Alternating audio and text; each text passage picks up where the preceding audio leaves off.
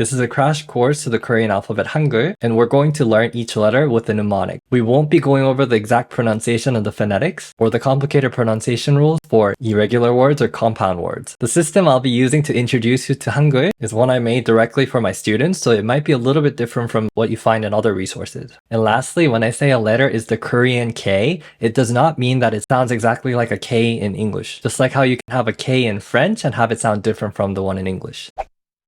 So the first letter we're going to learn is the Korean G. This one's easy because it kind of looks like a gun, and we'll remember it as G as in gun.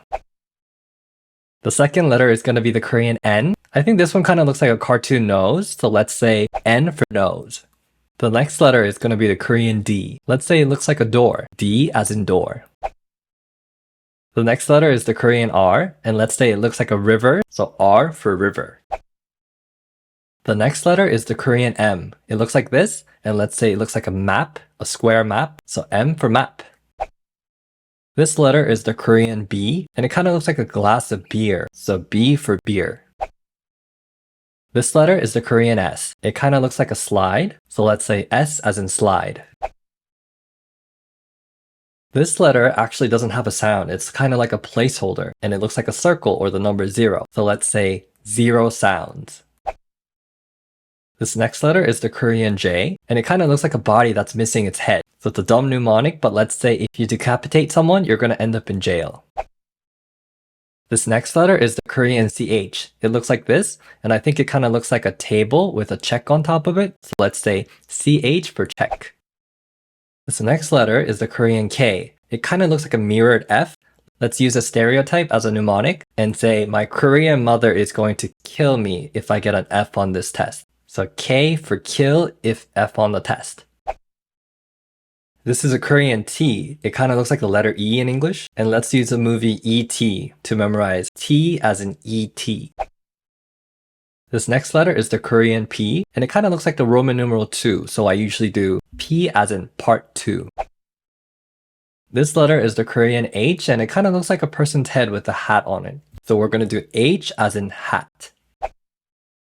This next group of letters will be doubled up versions of letters we've already done, and what they have in common is that they're all unaspirated. This letter is the unaspirated K in Korean. It kind of looks like a person's arms holding those ski poles. So let's say K as in ski, which happens to be unaspirated, ski.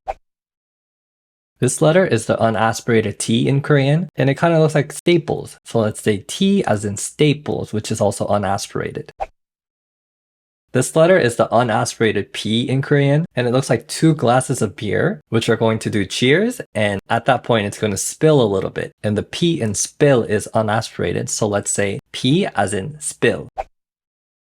This is the unaspirated S in Korean, and it kind of looks like 2 jets flying side by side, so let's say S as in side by side, because the S in side is generally unaspirated in English.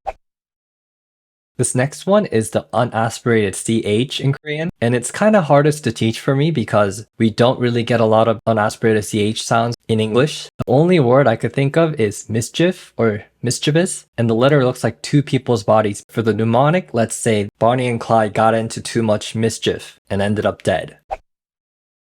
And one more, we also have this letter, which is the Korean NG. It's a nasal sound. But in practice, you're also going to see it written as a circle, exactly like the placeholder. This is because they never overlap in terms of where they show up, so people have just started using the same letter for both. But in its original form, it kind of looks like one of those old school bombs, and we're going to say the bomb goes bang, and so NG as in bang.